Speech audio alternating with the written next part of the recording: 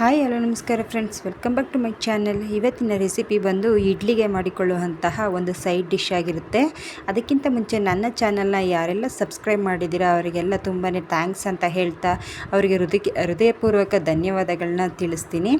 ಹಾಗೆಯೇ ನಮ್ಮ ಕಡೆ ಅಂತೂ ಇದಂತೂ ತುಂಬಾ ಫೇಮಸ್ ಆಗಿರೋ ಸೈಡ್ ಡಿಶ್ ಅನ್ಬೋದು. ಇಡ್ಲಿಗೆ ನಾವು ಕಾಮನ್ನಾಗಿ ಇಡ್ಲಿಗೆ ಚಟ್ನಿ ಅಂತೆ ಅಥವಾ ಸಾಂಬಾರು ಸಾಗು ಇದನ್ನು ಕಾಮನ್ನಾಗಿ ಮಾಡ್ತಾನೆ ಇರ್ತೀವಿ.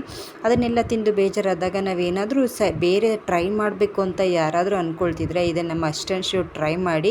ಇದಂತೂ ನಮ್ಮ ಕಡೆ ತುಂಬಾ ಫೇಮಸ್ಸು. ಅದಕ್ಕಿಂತ ಮುಂಚೆ ನನ್ನ ಚಾನಲ್ನ ಹೊಸದಾಗಿ ನೋಡೋರು ಸಬ್ಸ್ಕ್ರೈಬ್ ಮಾಡಿ ನೋಡಿ. ವಿಡಿಯೋ ಇಷ್ಟದಲ್ಲಿ ನಿಮ್ಮ ಫ್ರೆಂಡ್ಸ್ ಹಾಗೆ ಫ್ಯಾಮಿಲಿ ಜೊತೆ ವಿಡಿಯೋನ ಶೇರ್ ಮಾಡೋದ್ರ ಮುಖಾಂತರ ಸಪೋರ್ಟ್ ಮಾಡಿ ಅಂತ ಕೇಳ್ಕೊಳ್ತೀನಿ. ಅನಿಸಿಕೆ ಅಭಿಪ್ರಾಯನ ಕಮೆಂಟ್ ಮಾಡಿ. ಇದು ಇಡ್ಲಿಗಂತೂ ತುಂಬಾ ಸೂಪರಾಗಿರುತ್ತೆ. ಹಾಗಿದ್ರೆ ಹೇಗೆ ಮಾಡೋದು ಅಂತ ನೋಡೋಣ. ನಾನು ಇಲ್ಲೊಂದು 5 ಟೊಮೆಟೊ ಕಾಯಿ, ತುಂಬ ಹಣ್ಣಾಗಿರೋದನ್ನು ತೊಗೋಬಾರ್ದು, ಹಾಗೆ ತುಂಬ ಕಾಯಿನೂ ತೊಗೋಬಾರ್ದು. ಈ ರೀತಿ ಸ್ವಲ್ಪ ಕಲರ್ ಬಂದಿರೋವಂಥದ್ದನ್ನು ತೊಗೋಬೇಕು. ಇದಕ್ಕೆ ನಿಮಗೆ ಖಾರ ನೋಡ್ಕೊಂಡು ತೊಗೋಬೇಕು. ಮೆಣಸಿನ್ಕಾಯಿ ಒಂದೊಂದು ತುಂಬಾ ಸ್ಪೈಸಿ ಇರುತ್ತೆ. ನಾನಿಲ್ಲಿ ಒಂದು 10 ಹಸಿಮೆಣ್ಸಿನ್ಕಾಯಿನ ಹಾಕ್ಕೊಂಡಿದ್ದೀನಿ. ಇದು ತುಂಬ ಸ್ಪೈಸಿ ಇಲ್ಲ, ಅದಕ್ಕೆ ನಾನು ಹಾಕ್ಕೊಂಡಿರುವಂಥದ್ದು. ಇದ್ರ ಜೊತೆಗೆ ನಾವು ಸ್ವಲ್ಪ ಬಿಸಿನೀರನ್ನ ಹಾಕಿ ಇದರಲ್ಲಿ ಈಗ ಹಾಕ್ಕೊಂಡಿದ್ದೀನಿ. ಇದನ್ನು ನೀವು ಕಟ್ ಮಾಡಿ ಹಾಕೊಳ್ಳೋಕೆ ಬೇಕಾಗಿಲ್ಲ, ಯಾಕಂದರೆ ರುಬ್ಕೊಳ್ತೀವಿ. ನಾನಿವಾಗ ಒಂದು ಬದನೆಕಾಯಿನ ಸಹ ಈ ರೀತಿ ಹೋಳಾಗಿ ಮಾಡಿ ಕಟ್ ಮಾಡಿ ಹಾಕ್ಕೊಳ್ತಾ ಇದ್ದೀನಿ. ಇದನ್ನು ಮುಚ್ಚಿಟ್ಟು ಒಂದು 5ರಿಂದ 6 ನಿಮಿಷ ಬೇಯಿಸ್ಕೋಬೇಕು. ಅಂದರೆ ಆ ಟೊಮೆಟೊ ಕಾಯ್ದು ಸಿಪ್ಪೆ ಎಲ್ಲ ಮೇಲೆ ಬರುತ್ತೆ, ಸ್ವಲ್ಪ ಸಾಫ್ಟ್ ಆಗೋ ತನಕ ಬೇಯಿಸ್ಕೋಬೇಕು. ನಾನಿಲ್ಲಿ 1 ಸ್ಪೂನ್ ಆಗೋಷ್ಟು ಹುರುಗಡ್ಲೆ, ಹಾಗೆ 1 ಗಡ್ಡೆ ಬೆಳ್ಳುಳ್ಳಿ, ಒಂದು ಸ್ವಲ್ಪ ಅರಿಶಿನ ಹಾಕ್ಕೊಳ್ತಾ ಇದ್ದೀನಿ. ಕಹಿ ಬಂದುಬಿಡುತ್ತೆ, ಸ್ವಲ್ಪ ಹಾಕ್ಕೋಬೇಕು. ಹಾಗೆ 3 ಸ್ಪೂನು ತೆಂಗಿನಕಾಯಿ, ಹಾಗೆ ಸ್ವಲ್ಪ ಕೊತ್ತಂಬರಿ ಸೊಪ್ಪು.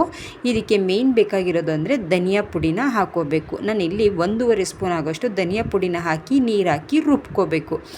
ಅದನ್ನು ಈ ರೀತಿ ಪೇಸ್ಟ್ ಮಾಡ್ಕೋಬೇಕು. ಫಸ್ಟು ಅದನ್ನು ಪೇಸ್ಟ್ ಮಾಡಿ ನಂತರ ನಾವು ಇವಾಗ ಆಲ್ರೆಡಿ ಬೇಯಿಸಿ ಇಟ್ಕೊಂಡಿರುವಂಥ ಟೊಮೆಟೊ ಕಾಯಿ, ಇಲ್ಲಿ ನೋಡಿ ಆಲ್ರೆಡಿ ಬೇಯಿಸಿ ಸಪ್ರೇಟ್ ಮಾಡಿ ಇಟ್ಟಿದ್ದೀನಿ. ಟೊಮೆಟೊ ಕಾಯಿ, ಬದನೆಕಾಯಿ ಹಾಗೆ ಹಸಿಮೆಣ್ಸಿನ್ಕಾಯಿ ಇಷ್ಟನ್ನು ಹಾಕಿ ಫಸ್ಟು ಹಸಿಮೆಣ್ಸಿನ್ಕಾಯಿ ಹಾಗೆ ಬದನೆಕಾಯಿ ಇಷ್ಟನ್ನು ಹಾಕಿ ಪೇಸ್ಟ್ ಮಾಡ್ಕೋಬೇಕು.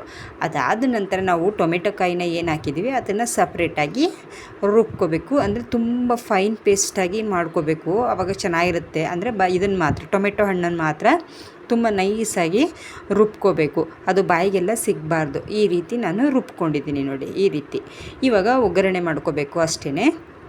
ನಾನಿಲ್ಲಿ ಬಾಣಲೆಗೆ 2ರಿಂದ 3 ಸ್ಪೂನು ಆಯಿಲ್ ಹಾಕ್ಕೊಂಡಿದ್ದೀನಿ. ಹಾಗೆ ಸ್ವಲ್ಪ ಸಾಸಿವೆ, ಹಾಗೆ 1 ಗೆಡ್ಡೆ ಬೆಳ್ಳುಳ್ಳಿನ ಸಿಪ್ಪೆ ತೆಗೆದು ಈ ರೀತಿ ಜಜ್ಜಿ ಹಾಕ್ಕೋಬೇಕು. ತುಂಬ ಫ್ಲೇವರ್ ಚೆನ್ನಾಗಿರುತ್ತೆ, ಇದನ್ನು ಸ್ಕಿಪ್ ಮಾಡಬೇಡಿ. ಹಾಗೆ 2 ಒಣಮೆಣ್ಸಿನ್ಕಾಯಿ ಹಾಕ್ಕೊಂಡಿದ್ದೀನಿ. ಹಾಗೆ 2 ಸಣ್ಣ ಈರುಳ್ಳಿ ಹಾಕ್ಕೊಂಡಿದ್ದೀನಿ. ಇದು ಮತ್ತು ಕರಿಬೇವು ಇಷ್ಟನ್ನು ಹಾಕಿ ಸ್ವಲ್ಪ ಬಾಡಿಸ್ಕೋಬೇಕು. ತುಂಬ ಕಲರ್ ಚೇಂಜ್ ಆಗಬೇಕಂತ ಏನಿಲ್ಲ, ಸ್ವಲ್ಪ ಅಂದರೆ ಸಾಫ್ಟ್ ಆದರೆ ಸಾಕಾಗುತ್ತೆ. ಇದಿಷ್ಟು ಸಾಫ್ಟ್ ಆದ ತಕ್ಷಣ ನಾವು 1 ಬದನೆಕಾಯಿನ ನಾನು ರುಬ್ಬೋದಕ್ಕೆ ಹಾಕಿದ್ದೀನಿ. ಇವಾಗ ಇನ್ನೊಂದು ಬದನೆಕಾಯಿನ ನಾನು ಸಣ್ಣದಾಗಿ ಹೆಚ್ಚಿ ಈ ಥರ ಸ್ಲೈಸ್ ಆಗಿ ಇದನ್ನು ಹಾಕ್ಕೊಳ್ತಾ ಇದ್ದೀನಿ. ಇದು ಮಧ್ಯೆ ಮಧ್ಯೆ ಸಿಗ್ತಾಯಿದ್ರೆ ತುಂಬ ಚೆನ್ನಾಗಿರುತ್ತೆ ಟೇಸ್ಟು, ಅದಕ್ಕೋಸ್ಕರ ಹಾಕ್ಕೊಳ್ತಾ ಇದ್ದೀನಿ. ಬೇಡ ಅಂದರೆ ನೀವು ಸ್ಕಿಪ್ ಮಾಡ್ಕೋಬೋದು. ಇದಿಷ್ಟು ಸ್ವಲ್ಪ ಸಾಫ್ಟ್ ಆದ ನಂತರ ನಾವು ರುಬ್ಬಿ ಇಟ್ಟಿರುವಂಥ ಪೇಸ್ಟನ್ನು ಇದಕ್ಕೆ ಹಾಕಿ ರುಚಿಗೆ ಎಷ್ಟು ಬೇಕಷ್ಟು ನಾವು ಉಪ್ಪು ಹಾಕಿದ್ರೆ ಇದಂತೂ ಇಡ್ಲಿಗೆ ಒಂದು ಸೈಡ್ ಡಿಶ್ಶು ಫಟಾಫಟ್ ಅಂತ ರೆಡಿ ಆಗಿಬಿಡುತ್ತೆ. ಇದನ್ನು ತುಂಬ ನೀರಾಗೂ ಸಹ ಮಾಡ್ಕೋಬಾರ್ದು. ನಾವು ಹುರುಗಡ್ಲೆ ಹಾಕಿರೋದ್ರಿಂದ ಇದು ಸ್ವಲ್ಪ ಗಟ್ಟಿನೇ ಬರುತ್ತೆ. ನೀರನ್ನ ನೋಡಿ ಅಡ್ಜಸ್ಟ್ ಮಾಡ್ಕೋಬೇಕು. ಇದು ಒಂದು 2 ನಿಮಿಷದಿಂದ 3 ನಿಮಿಷ ಸಾಕು. ಏಕೆಂದರೆ ಆಲ್ರೆಡಿ ನಾವೆಲ್ಲ ಬೇಯಿಸಿಟ್ಟಿರುವಂಥದ್ದೇ ಹಾಕಿರೋದು. ಅದಕ್ಕೆ ಒಂದು 2 ನಿಮಿಷ ಅಥವಾ 3 ನಿಮಿಷ ಬೇಯಿಸಿದ್ರೆ ಸಾಕು. ಅಂದರೆ ಒಂದು ಕುದಿ ಬಂದರೆ ಸಾಕಾಗುತ್ತೆ. ನಿಮಗೆ ಟೈಮ್ ಅರ್ಥ ಆಗಲಿಲ್ಲ ಅಂತ ಹೇಳಿದ್ರೆ ಅದನ್ನು ಒಂದು ಕುದಿ ಅಂತ ಹೇಳ್ತೀವಿ. ಒಂದು ಕುದಿ ಬಂದರೆ ಇದು ರೆಡಿಯಾಗಿದೆ ಅಂತ. ಮೇಲೆಯಿಂದ ಕೊತ್ತಂಬರಿ ಸೊಪ್ಪನ್ನು ಹಾಕಿದ್ರೆ ಸೂಪರಾಗಿರುವಂಥ ಸೈಡ್ ಡಿಶ್ ರೆಡಿಯಾಗುತ್ತೆ. ನಾವು ಇದನ್ನು ಗೊಡ್ಗಾರ ಅಂತ ಕರಿತೀವಿ, ಟೊಮೊಟೊ ಕಾಯಿನ ಖಾರ ಅಂತ ಕರಿತೀವಿ. ತುಂಬ ಚೆನ್ನಾಗಿರುತ್ತೆ. ನಾವಿವಾಗ ಹೊರಗಡೆ ಎಲ್ಲರೂ ಪಿಕ್ನಿಕ್ ಹೋಗ್ತೀವಿ ಅಂತ ಅಂದ್ಕೊಳ್ಳಿ, ಯಾವುದಾದ್ರೂ ಟೆಂಪಲ್ಗೂ ಎಲ್ಲರೂ ಹೋಗ್ತಾ ಇರ್ತೀವಿ. ಆವಾಗ ನಾವು ಇಡ್ಲಿನ ಕಾಮನ್ನಾಗಿ ಕೆಲವರು ಮನೆಯಿಂದನೇ ಟಿಫನ್ನ ತೊಗೊಂಡೋಗೋದು ಕಾಮನ್ ಅಲ್ವಾ. ಆವಾಗ ಇದನ್ನು ನೀವು ಮಸ್ಟಾಗಿ ಮಾಡ್ಕೊಂಡೋಗಿ, ತುಂಬ ಚೆನ್ನಾಗಿರುತ್ತೆ. ಅದರಲ್ಲೂ ಹೊರಗಡೆ ನೇಚರ್ ಮಧ್ಯೆ ಕೂತ್ಕೊಂಡು ಇದನ್ನು ಹಾಕೊಂಡು ತಿಂತಾಯಿದ್ರೆ ಎಷ್ಟು ತಿಂತೀವಿ ಅಂತ ನಮಗೆ ಕೌಂಟಿಂಗೇ ಇರಲ್ಲ, ಅಷ್ಟು ಚೆನ್ನಾಗಿರುತ್ತೆ ಟೇಸ್ಟು. ಇವಾಗ ಬಿಸಿ ಬಿಸಿ ಇಡ್ಲಿ ಮತ್ತು ಚಟ್ನಿ, ಅದರ ಮೇಲೆ ಸ್ವಲ್ಪ ರುಚಿಗೆ ಬೇಕಲ್ವ, ಅದಕ್ಕೆ ಸ್ವಲ್ಪ ತುಪ್ಪ ಹಾಕಿ ತಿಂತಾಯಿದ್ರೆ ಮಕ್ಳಿಗೂ ಸಹ ತುಂಬ ಇಷ್ಟ ಆಗುತ್ತೆ. ಯಾಕಂದರೆ ಸ್ಪೈಸಿ ಇದ್ದರೆ ಮಕ್ಳು ಇಷ್ಟಪಡಲ್ಲ, ಆದರೆ ನಾವು ಖಾರನ ನೋಡ್ಕೋಬೇಕು. ಮಕ್ಕಳು ತಿಂತಾರ ಅಂತ ನೋಡಿಬಿಟ್ಟು ಸ್ಪೈಸಿನ ಹೆಚ್ಚು ಕಡಿಮೆ ಮಾಡ್ಕೋಬಹುದು. ಇದಕ್ಕೆ ಯಾವುದೇ ಅಚ್ಚ ಖಾರದ ಪುಡಿ ಏನೂ ಹಾಕಬೇಕಾಗಿಲ್ಲ, ಬರೀ ಮೆಣಸಿನ್ಕಾಯಿ ಅಷ್ಟೇ ಹಾಕಬೇಕಾಗಿರೋದು.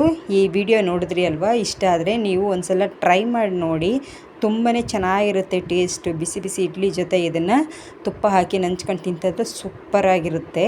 ಒಂದು ಸಲ ಟ್ರೈ ಮಾಡಿ ನೋಡಿ, ಆವಾಗ ನೀವೇ ಹೇಳ್ತೀರಾ ಹೌದು ಚೆನ್ನಾಗಿತ್ತು ಅಂತ ಹೇಳ್ಬಿಟ್ಟು. ಹಾಗಿದ್ರೆ ಮತ್ತೆ ಇನ್ನೊಂದು ರೆಸಿಪಿ ಜೊತೆ ಸಿಗ್ತೀನಿ.